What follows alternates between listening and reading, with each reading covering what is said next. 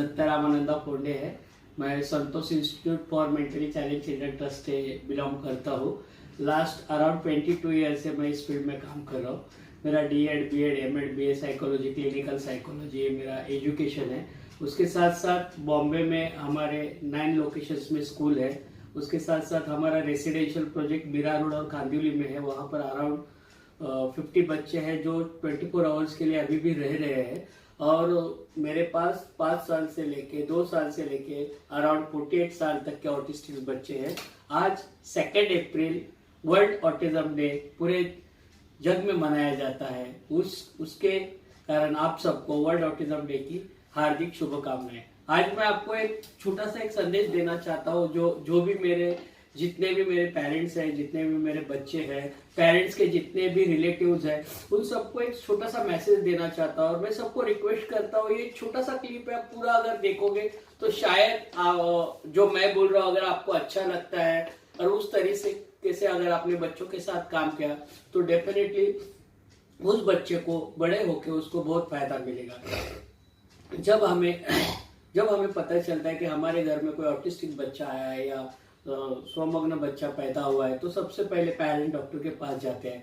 जैसे कि डॉक्टर्स बोलते हैं ओटी करो, स्पीच करो, उसके साथ साथ सेंटर इंटीग्रेशन करो। ये सारी चीज मैं एग्री करता हूँ, लेकिन उसके साथ साथ बहुत सारी चीजें जो होती है जो बचपन में अगर हमने बच्चों को सिखाई, बचपन में अगर बच्चों के साथ काम करा के लिया, तो हम आगे जाके उन बच्चों के लिए बहुत कुछ कर सकते हैं। जैसे कि बच्चा जब पैदा हो जाता है, 2-3 साल का हो जाता है, तो हमको सबसे पहले उसको ADL activity in daily living, जैसे कि खुद के हाथ से खाना कैसे खाए, टाइम पे सोना चाहिए, टाइम पे उठना चाहिए, उसके साथ साथ कपड़ा पहनना चाहिए, उसके साथ साथ जो अपने लिए हम काम करते हैं सवेरे से शाम तक, खुद का ब्रशिंग करना है, नेल कटिंग करना है, हेयर कटिंग करना है, शर्ट पहनना है, पैंट पहनना है, जो भी है ADL activity in daily living, वो सारी जो चीज है वो बचपन से अगर आपने बच्चों को सिखाना शुरू कर दी तो शायद बच्चा बड़ा होकर उसका बहुत फायदा होगा। क्योंकि पेरेंट्स क्या बोलते हैं, चलो बाद में देखेंगे, अभी तो छोटा है, अभी वो होगा, लेकिन देखते देखते बच्चा कब बड़ा होता है वो समझ में नहीं आता है। दूसरी सबसे इम्पोर्टेंट बात है सोशल स्किल। सोशल्स मतलब हमारा जो बच्चा है सोसाइटी में आगे जाके जब वो बड़ा हो जाएगा तो सोसाइटी में जाना चाहिए, हर एक जगह पे जाना चाहिए। तो बचपन से ही उसको हर एक चीज की, जैसे मंदिर में जाना है, होटल में जाना है, उसके साथ साथ शादी में जाना है, बर्थडे में जाना है, अगर बाजू में अपने रिलेटिव्स के घर जाना है, लेबर के पास जाना है, गांव में विलेज में जाना है, हर जगह पे वो बच्चा जाना चाहिए। लेकिन एक बार बच्चा हाइपर हो गया, अगर उसने कुछ बिहेवियर कर दिया तो पेरेंट्स क्या करते हैं, उसको उधर लेके जाना बंद कर देते हैं।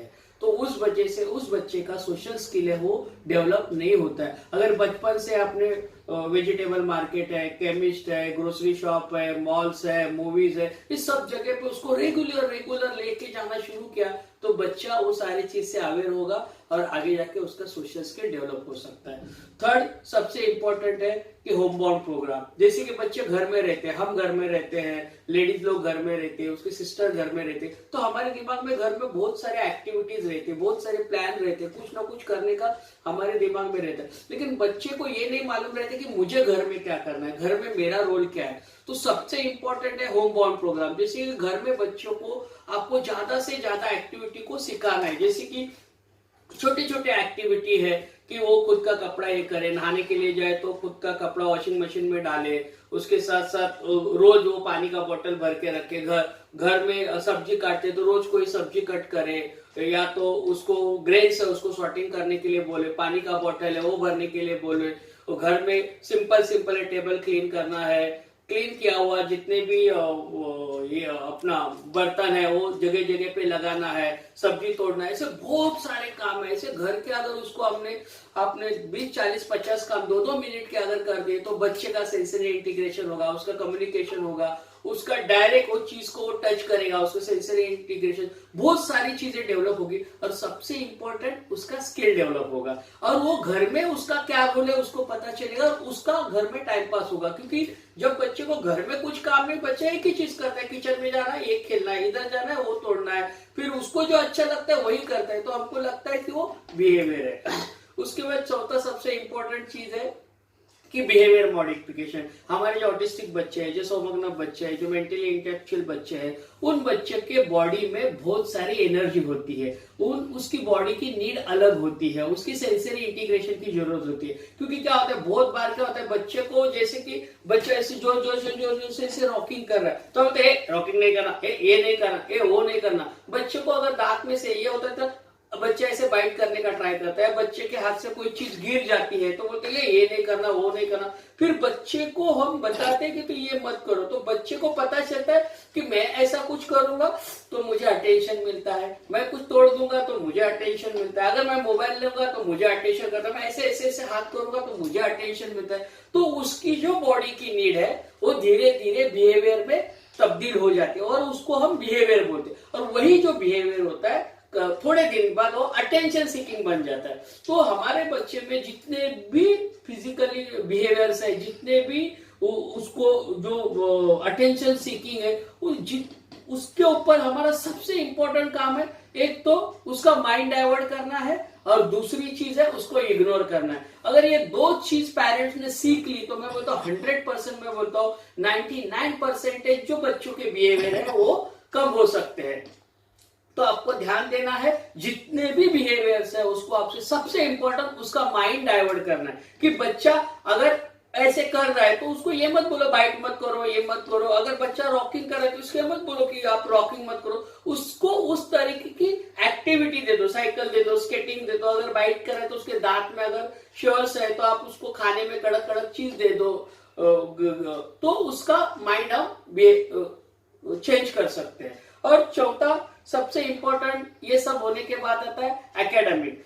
पेरेंट्स क्या करते हैं, बचपन से उसके पीछे ये पेन पकड़ो, ये पेन पकड़ो, लिखते जाओ, तो बच्चा पेन देखते भागना शुरू कर देता है, क्योंकि बचपन से लेकर उसको वही सिखाया जाता है, लिखो लिखो लिखो। लेकिन आप इंपॉर्टेंट है एकेडमिक में, ये नहीं, लेकिन उसको फंक्शनल एकेडमिक से स्टार्ट करो सिखाने के लिए। फर्स्ट स्टार्ट करोगे तो डेफिनेटली उस बच्चे में ज्यादा फर्क आ जाएगा और उसके बाद आप एकेडमिक के लिए ट्राई करो। इस तरह से अगर आप बच्चों में functional academic behaviour modification, sensory integration, इस टाइप के अगर आप, और सारे पेरेंट्स को वन मोर टाइम 2 अप्रैल वर्ल्ड ऑटिज्म अवेयरनेस डे है। सबको मेरे सारे students, parents, well wishers, relatives, उसके साथ साथ फ्रेंड्स और सारे लोगों में ज्यादा से ज्यादा जन जागृति होने के लिए आपको ये वीडियोस भी सबको दिखाना है। Thank you very much.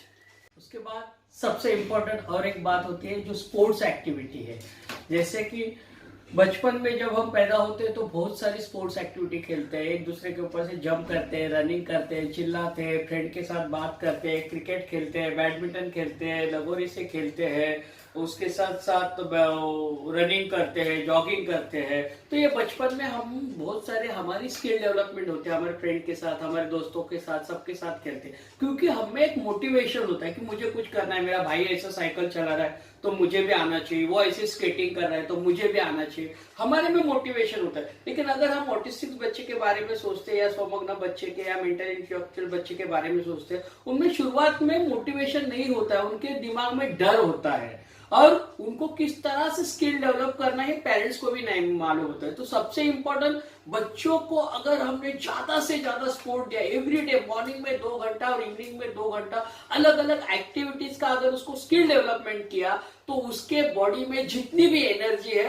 वो अच्छे कामों में चैनलाइज होगी। उसकी बॉडी की जो नीड है, बॉडी रोलिंग की नीड है, रनिंग की नीड है, मूविंग की नीड है, ये सारी नीड स्पोर्ट्स में जाती है। तो उनको सबसे इंपॉर्टेंट सारा स्पोर्ट्स सिखाने, क्रिकेट, बैटिंग, बॉलिंग, फील्डिंग कैसे होते हैं, साइकिलिंग फास्ट कैसे चलाते, स्लो कैसे चलाते, ब्रेक कैसे लगाते, स्केटिंग है, फिजिकल एक्सरसाइज है, उसके साथ साथ स्विमिंग है। मतलब आपके पास जितनी भी स्पोर्ट्स की सुविधा है, अगर उस बच्चों को सिखाओगे तो 100% बच्चों में बहुत फर्क आता है। Thank you.